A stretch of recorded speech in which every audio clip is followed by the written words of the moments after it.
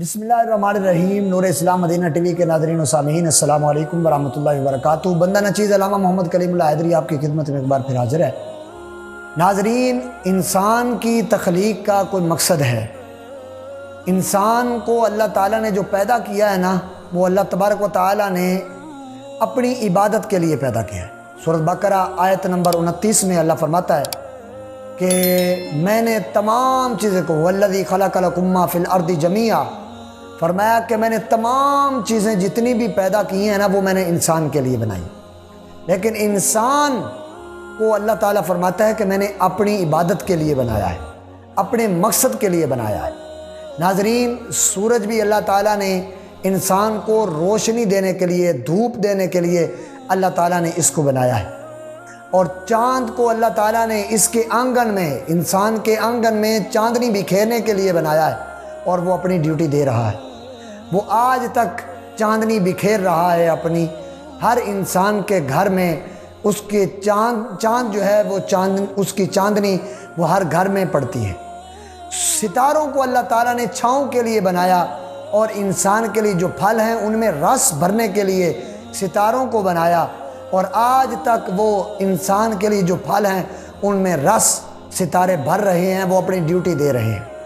ناظرین، اللہ تعالیٰ نے جتنی چیزوں کو بنایا ہے وہ تمام کی تمام انسان کے لیے ڈیوٹی دے رہی ہے، لیکن انسان کو جس مقصد کے لیے اللہ تعالیٰ نے پیدا کیا، وہ مقصد سے انسان ہٹ گیا، اس مقصد سے انحراف کر رہا ہے۔ آج بھی جو ہے نا وہ انسان دور بھاگتا جا رہا ہے، دور دور ہوتا جا رہا ہے۔ اس کے باوجود اللہ تعالیٰ نے کبھی سورج کو یہ نہیں کہا کہ اس شخص کے گھر میں تو نے اپنی روشنی نہیں ڈالنی۔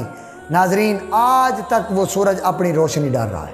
اگر آپ وابڈا والوں کے 3 مہینے اگر بل نہ ادا کریں تو وہ آپ کا میٹر کاٹ کر لے جاتے ہیں، لیکن اللہ تعالیٰ نے آپ نے اگر اس کی بارگاہ میں اپنا سر سجدے میں نہیں بھی رکھا تو وہ پھر بھی سورج کو اس نے کبھی نہیں روکا، وہ آپ کے گھروں میں سورج اپنی روشنی ڈال رہا ہے۔ چاند کو اس نے کبھی یہ نہیں کہا کہ یہ بندہ میرا نافرمان ہے، اس کے گھر میں تو نے، اس کے آنگن میں کبھی چاندنی نہیں بکھیرنی، لیکن اس نے آج تک یہ نہیں کہا کہ یہ بندہ میرا نافرمان ہے، یہ کام نہیں کرنا۔ آج تک اس نے یہ چاند کو نہیں کہا۔ چاند آج تک نافرمان بھی بندہ ہے، اس کے گھر میں بھی اس کی چاندنی پڑ رہی ہے۔ ستاروں کو اس نے کبھی نہیں کہا کہ اس بندے کے لیے پھلوں میں رس نہیں بھرنا کہ یہ بندہ میرا نافرمان ہے، لیکن ناظرین، ستارے آج تک اپنی ڈیوٹی سر انجام دے رہے ہیں۔ ہوائیں چل رہی ہیں، پانی انسان کے لیے اللہ تعالیٰ نے پیش کیا ہوا ہے، پھل حاضر ہیں انسان کے، ساری چیزیں انسان کے حاضر ہیں، لیکن انسان اللہ کی بارگاہ میں حاضر نہیں ہے۔ انسان اللہ تبارک و تعالیٰ کی بارگاہ میں جو ہے نا اس کا کام، اس کا جو مقصد تھا اس کو پورا نہیں کر رہا۔ ناظرین، یہ ہمیں تمام چیزیں آج بھی ندا بلند کر کے کہہ رہی ہیں، آوازیں بلند کر کے کہہ رہی ہیں، اے انسان تو کدھر جا رہا ہے، اے انسان تو کدھر غافل ہو رہا ہے۔ تیرا مقام یہ نہیں ہے کہ تو غافلیت کی زندگی گزارے، تیرا مقصد یہ نہیں ہے، تیرا مقصد ایک ہی ہے کہ تو اللہ تعالیٰ جل شانہ کی بارگاہ میں آ کر جھک، اس کی بارگاہ میں سجدہ ریز ہو جا۔